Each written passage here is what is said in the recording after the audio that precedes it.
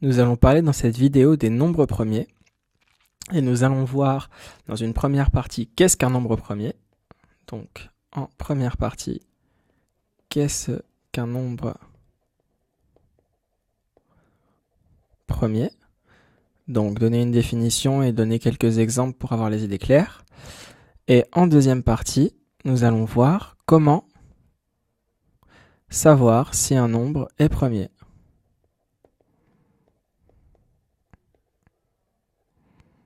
Comment savoir si un nombre est un nombre premier. Donc, un exposé en deux parties, savoir déjà ce que c'est, et après savoir comment les reconnaître, puisqu'il y a une petite astuce, une petite méthode. Et cette partie-là va vous servir pour pas mal de questions. En fait, pas mal de questions de tâche-mage concernent les nombres premiers, savoir les reconnaître, voilà. Donc c'est une partie qu'il ne faut pas négliger. On va se lancer tout de suite dans la démonstration. Donc, en première partie, qu'est-ce qu'un nombre premier?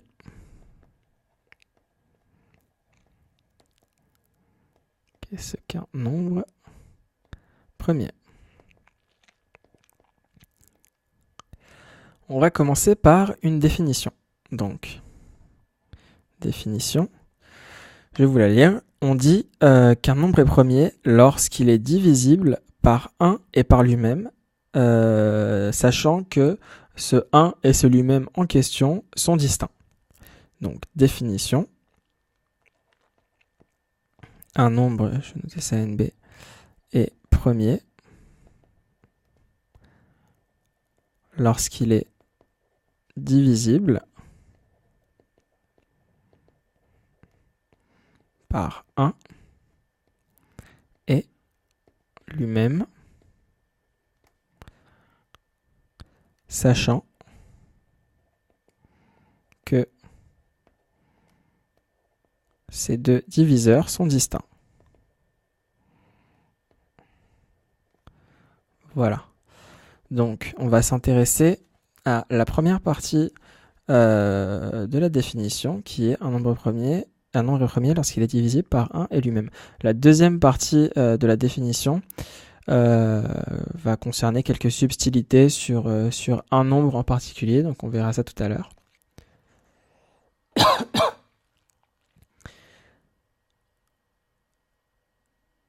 Donc, on va se lancer tout de suite dans un exemple pour illustrer tout ça.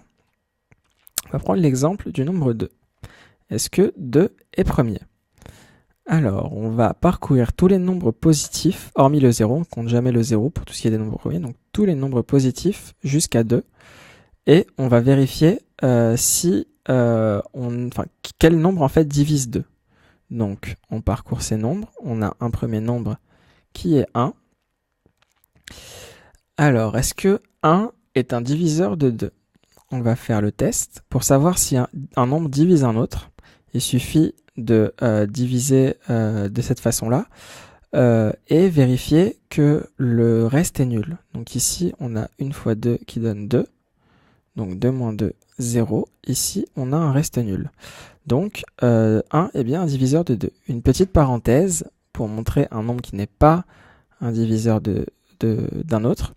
Donc ici, est-ce que 2 est un diviseur de 3? Est-ce que 3 est divisible par 2, autrement dit? Alors, on va avoir 2 fois 1 qui donne 2, 3 moins 2, 1. Et en passant à la virgule, ici, on rajoute un 0. Et donc, 2 fois 5, 10, moins 10, qui donne 0. Ici, on remarque que le reste est nul, mais qu'on a une virgule ici. Donc, quand on parle de reste nul, c'est toujours avant la virgule, en fait, en ayant un quotient sans virgule. Il faut qu'on tombe sur un reste nul. Donc ici, 3 n'est pas divisible par 2, donc autrement dit, 2 n'est pas un diviseur de 3. Et on va reprendre ce résultat un petit peu plus tard, donc gardez-le en tête. Donc ici, ce qui nous intéresse, c'est de savoir si 1 est un diviseur de 2, ce qui est le cas. Donc 1 divise bien 2. Le nombre suivant, juste après 1, c'est 2, puisqu'on rappelle qu'on parcourt tous les nombres positifs hormis le 0 jusqu'à 2. Donc, est-ce que 2 est divisible par 2? Eh bien, de la même façon, on vérifie. 2 fois 1, 2, moins 2, 0. J'ai un reste de 0. pas de virgule ici, donc tout est bon. 2 est bien un diviseur de 2. D'autre part, tout nombre est divisible par 1 et par 2. Donc ici, il n'y a pas de souci. Et on remarque qu'il n'existe pas de diviseur autre que 1 et 2. Donc 2 est bien divisible par 1 et 2, donc par 1 et lui-même. Et ces deux diviseurs sont distincts. Donc 2 est un nombre premier. Prenons un deuxième exemple, qui est 3. Est-ce que 3 est un nombre premier? On va faire pareil, on va parcourir tous les nombres jusqu'à 3, et on va voir s'ils sont des diviseurs. Donc ici, on a 3, est-ce que c'est divisible par 1? Eh bien oui, puisque tout nombre est divisible par 1. Ici, est-ce que 3 est divisible par 2? Eh bien on l'a vu tout à l'heure, vous pouvez vous en convaincre encore une fois en refaisant ce calcul-là. 2 n'est pas un diviseur de 3. Et est-ce que 3 est divisible par 3? Bien évidemment, puisque tout nombre est divisible par lui-même. Donc on a bien 3 qui est divisible à la fois par 1 et par lui-même. Et ce 1 et ce lui-même sont distincts. Donc 3 est un nombre premier. On va prendre un autre exemple avec un nombre qui n'est pas premier, justement, pour ne pas paniquer devant une situation où un nombre ne serait pas premier. Donc on va prendre le cas du nombre 25. Donc on sait que 25 est divisible par 1 et par lui-même, ça il n'y a pas de souci. Le tout est de savoir si entre 1 et 25, il n'y a pas un autre nombre qui permet de diviser 25. On va regarder ça tout de suite. Donc 2, est-ce qu'il permet de diviser 25? Vous pouvez vous en convaincre, ce sera non. Est-ce que 3 divise 25? Non plus. Est-ce que 4 divise 25? Non plus. Est-ce que 5 divise 25? C'est une bonne question. 25 divisé par 5, 5 fois 5, 25, moins 25 qui donne 0. Et donc, on a bien un reste nul avec un quotient, ici le quotient qui est sans virgule, et donc 5 est bien un diviseur de 25. Et ce n'est pas la peine d'aller plus loin dans les tests, puisque nous n'avons pas uniquement 1 et lui-même qui divise 5, mais on a aussi 5, il suffit d'en avoir un pour affirmer, enfin un autre pour affirmer que 25 n'est pas premier. Donc 25 n'est pas un nombre premier. On a donc un exemple où un nombre n'est pas premier. On va prendre maintenant une petite subtilité. On va vérifier si 1 est un nombre premier. 1 est-il premier? Bien ici aussi, il suffit de parcourir tous les nombres positifs jusqu'à 1.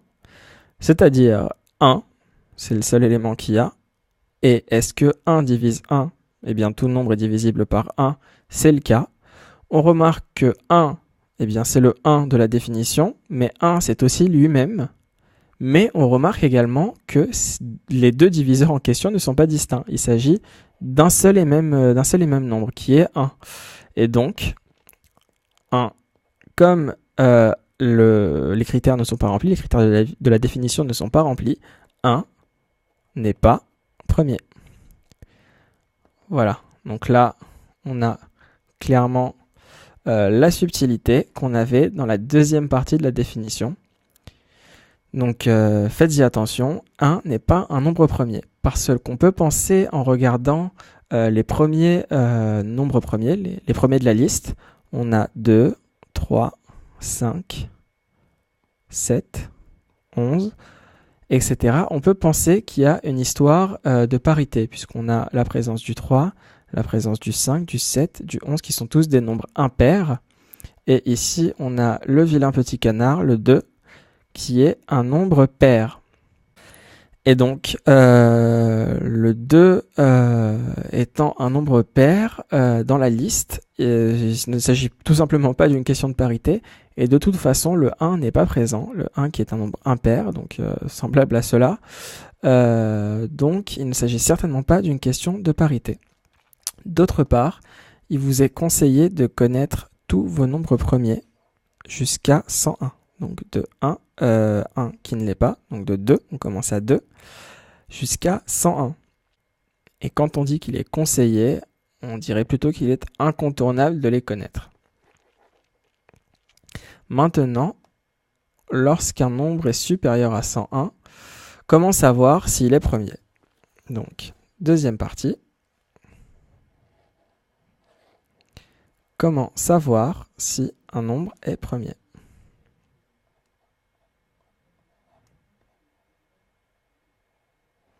Comment savoir si un nombre est premier? On va se lancer directement dans un exemple. On va prendre l'exemple de 107.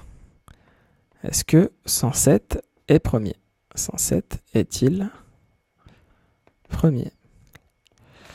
Eh bien, on pourrait faire comme tout à l'heure, prendre 107. On sait que 1 divise 107 et 107 divise 107. Et regarder tout ce qui se trouve entre 1 et 107 et vérifier si ce n'est pas des diviseurs de 107.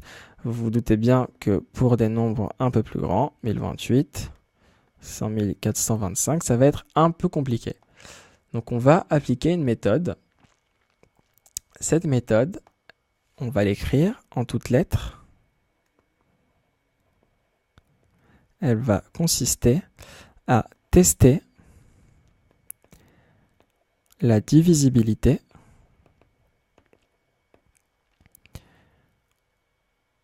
de 107 par tous les nombres premiers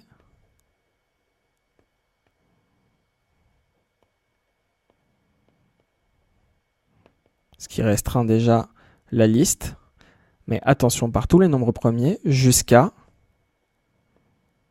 racine de 107, qui est donc encore plus petit. Pour ceux qui aiment les généralisations, si on veut tester si on veut savoir que si n est un nombre premier, si on veut prendre un nombre n quelconque et savoir s'il est premier, il faut tester la divisibilité de n par tous les nombres premiers jusqu'à racine de n. Donc, dans un premier temps, on va calculer racine de 107 pour savoir où s'arrêter. Donc, pour calculer racine de 107, comme on est en épreuve de Tâche-Mage, on n'a pas accès à la calculatrice, et donc il va falloir faire quelques approximations. Donc, pour trouver une racine facilement, on va commencer par se poser la question, quel nombre est proche de 107?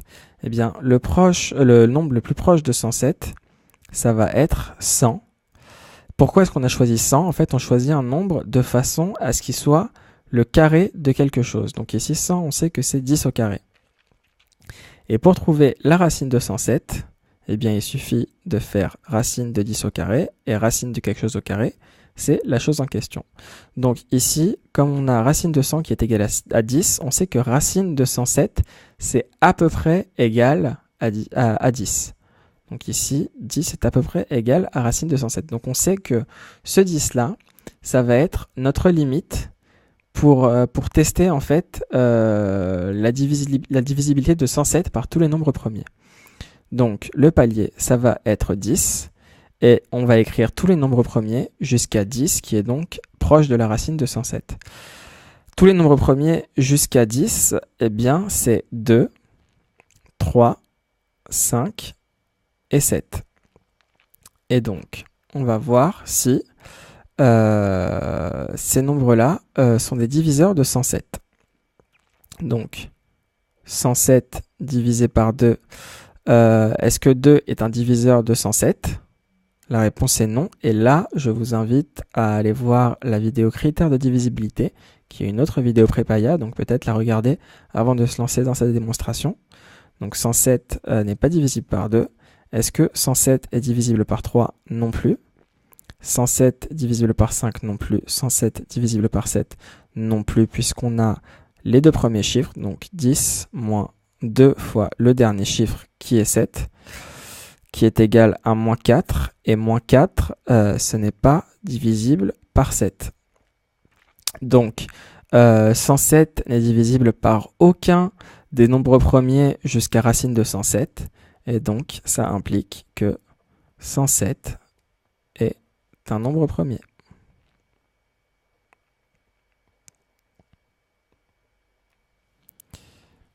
Conclusion de l'histoire. On va prendre un autre exemple, un autre nombre donc, et on va vérifier si ce nombre en question est premier. Donc, on se souvient de la méthode, et notre exemple ici va être le nombre 173. On va voir si 173 est un nombre premier.